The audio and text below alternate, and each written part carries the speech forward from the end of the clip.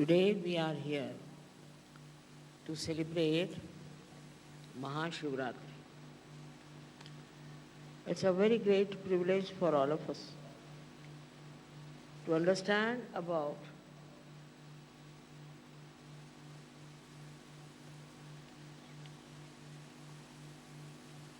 Sri Mahadeva.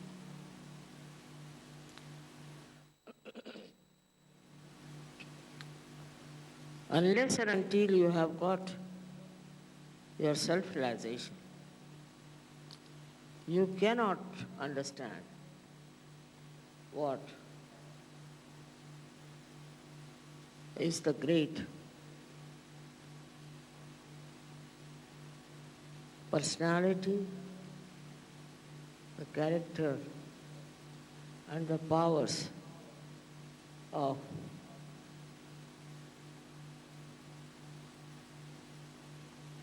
Sri Mahadeva.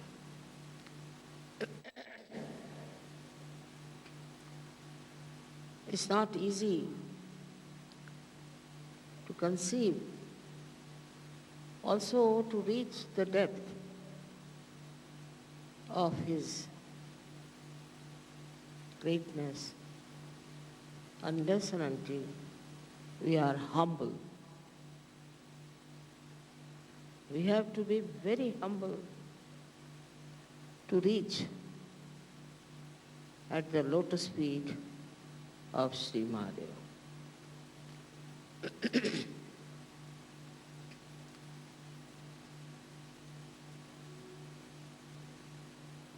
As you have seen that one has to cross even the Sahasrara to be at the lotus feet of this great personality.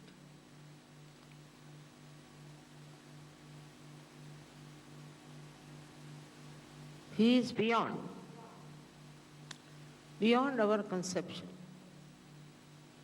but he resides in our hearts as the Spirit and is reflected very well when you get your realization. But still, one has to understand the powers of Sri Mahadeva, which is not very easy to describe about this great God in little words. But the first power he himself has, that he is a very forgiving God. He forgives. He forgives us so many of our sins, so many of our destructive activities, our horrible mind which tries to create problems for everyone. Up to a point. But he has the greatest power to destroy. But the real spirituality, if you have, the protection will be always there, and Shiva will be very blissful. He's extremely blissful. And what does he give you is even more beautiful than you could think. He is extremely forgiving. I should say he is the source of forgiveness. If you have forgiveness in your heart, he resides in your heart. Otherwise, gradually you start developing very difficult type of diseases.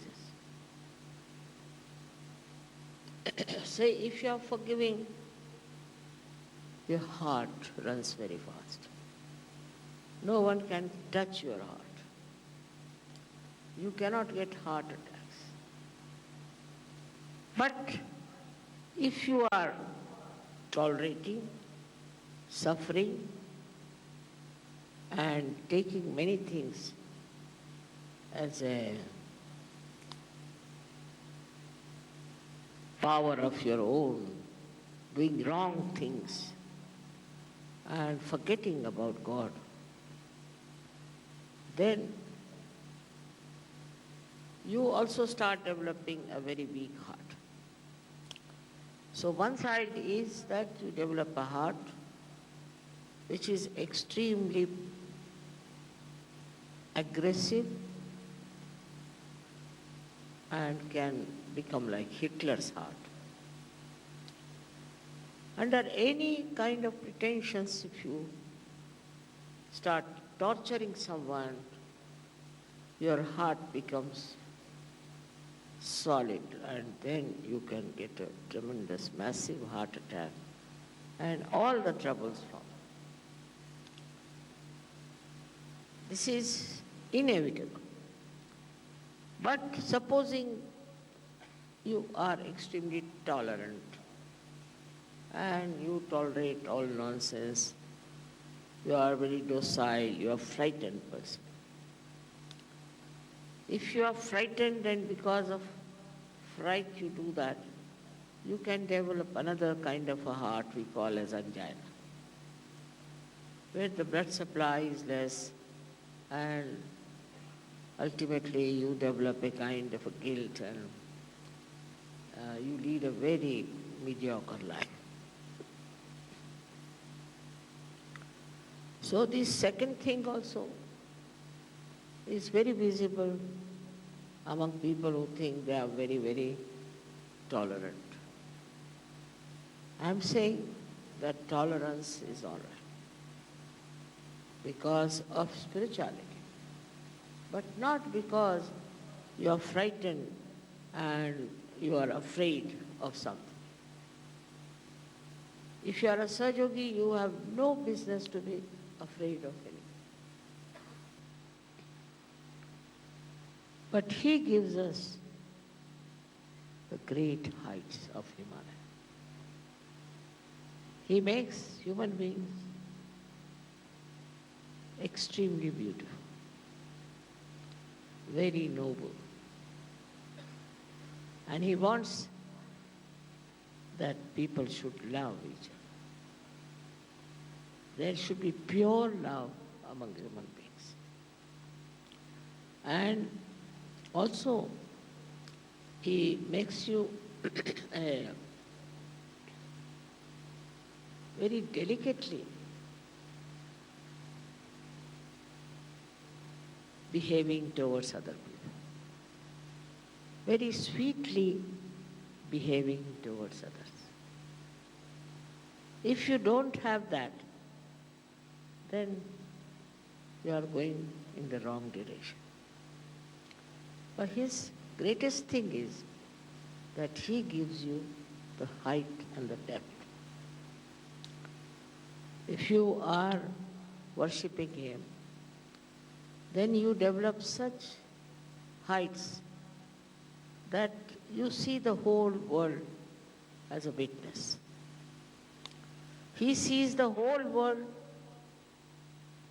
as a Sakshi Swarupa, as a witness.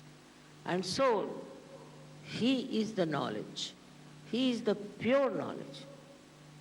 You may get your realization, all right? You might feel cool breeze in your hands, all right? But do you have the knowledge?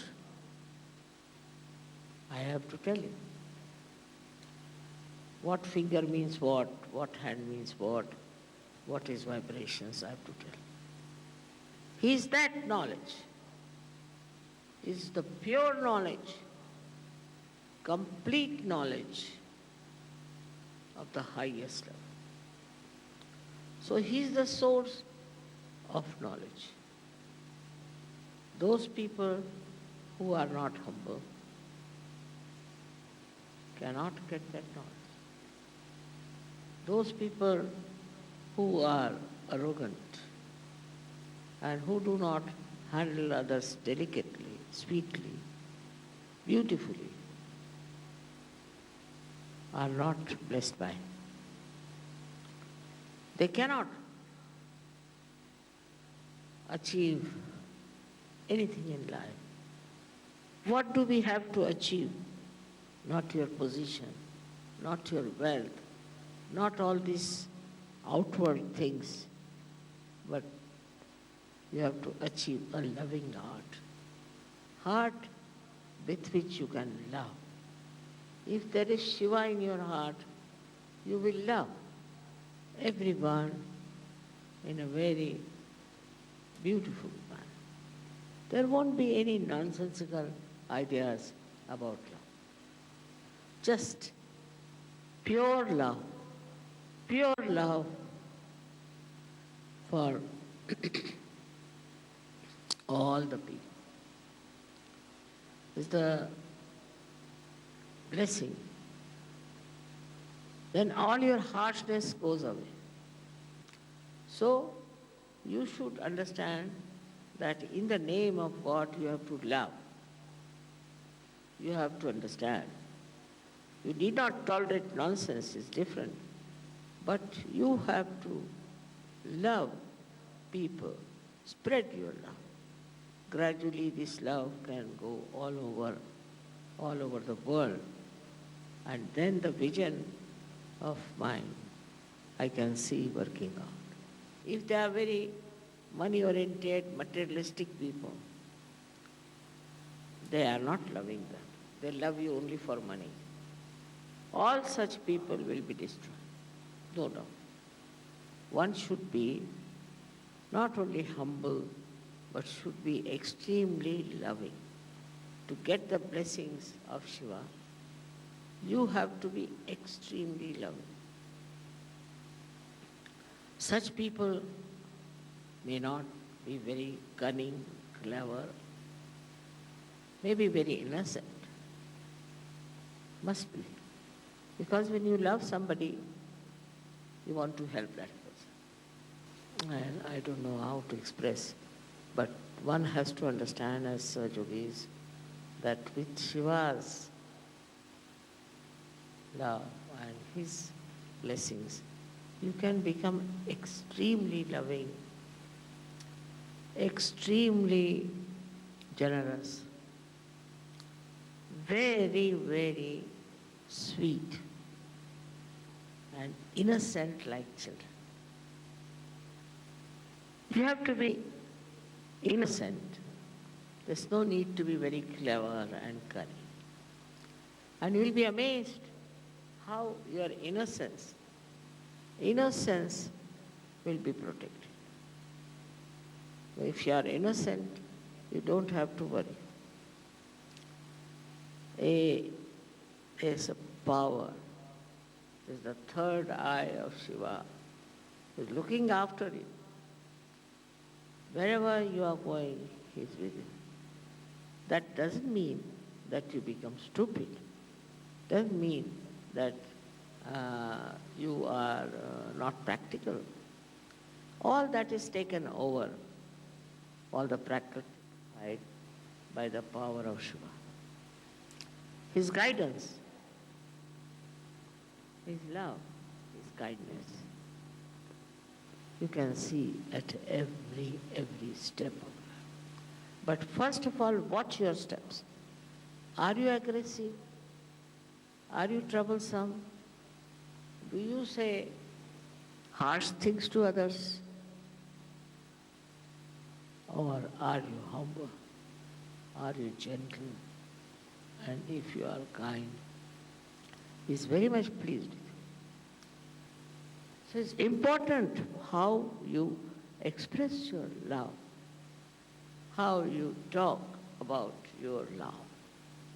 Start it with your wife to begin with, and then you can move towards your children and other people. We are so stupid sometimes that we love the whole world but we can't love our wives.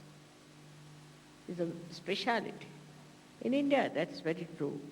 But also in the West, I've seen people love their wives because of fear. Fear of divorce, maybe, I don't know. Love should have no fear. It should have just free love,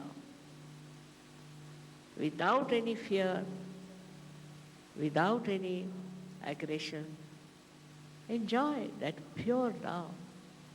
And that is what is missing in the human beings today as it is. When the day will come when human beings will be understanding the beauty of love, then from the heavens there will be flowers pouring on us. It would be such a tremendous day when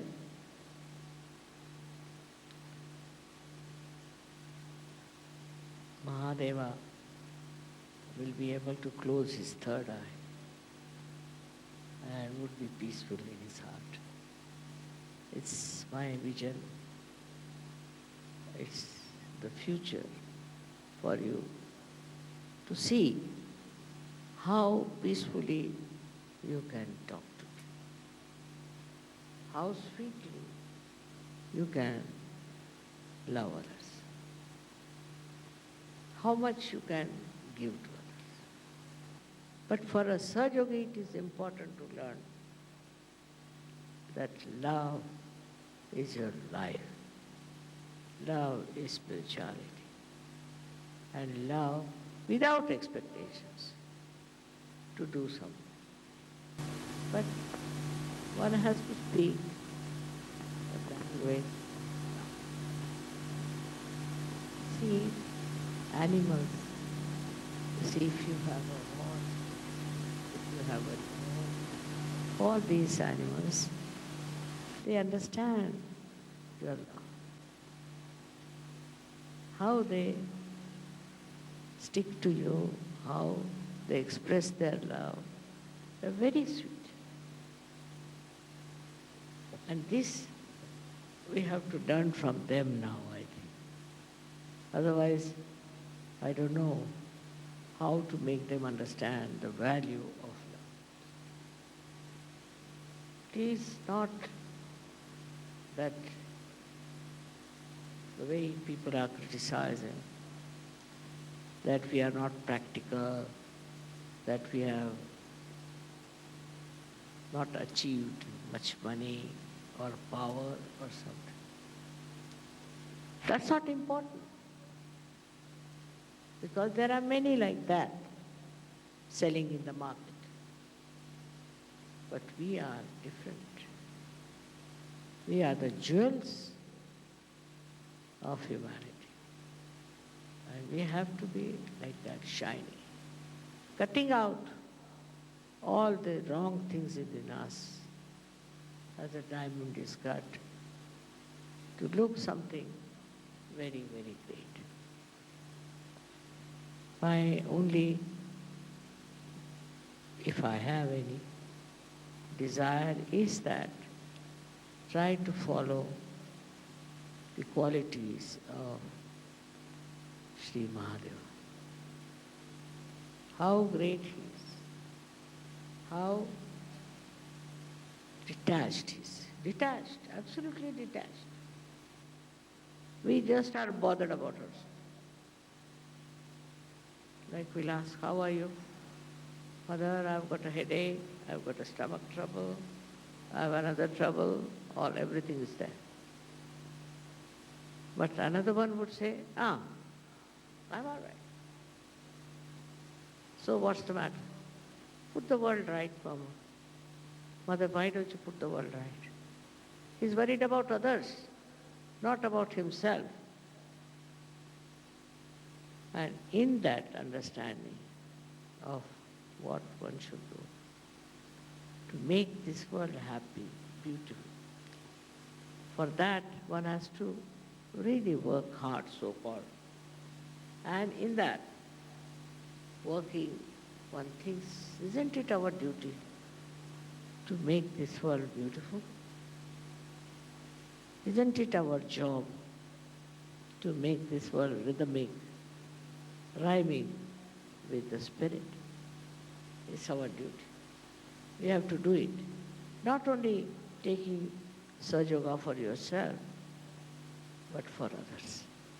It's not you are all the time worried about yourself, but you are worried about others. What's happening in the world? That is love. That love is spontaneous.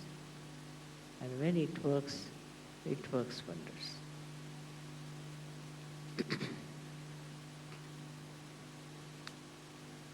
So this is a beautiful evening where we are worshipping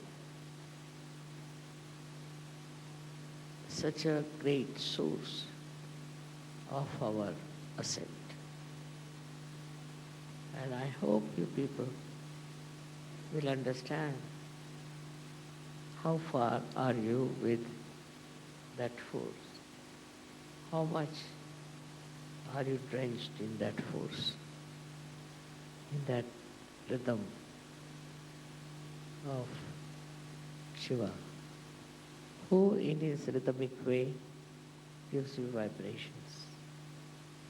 Vibrations flow in a wavy way, and that wave should engulf you completely, and you should be lost in that. Your I-ness should be dissolved in that. This is I bless you. Thank you.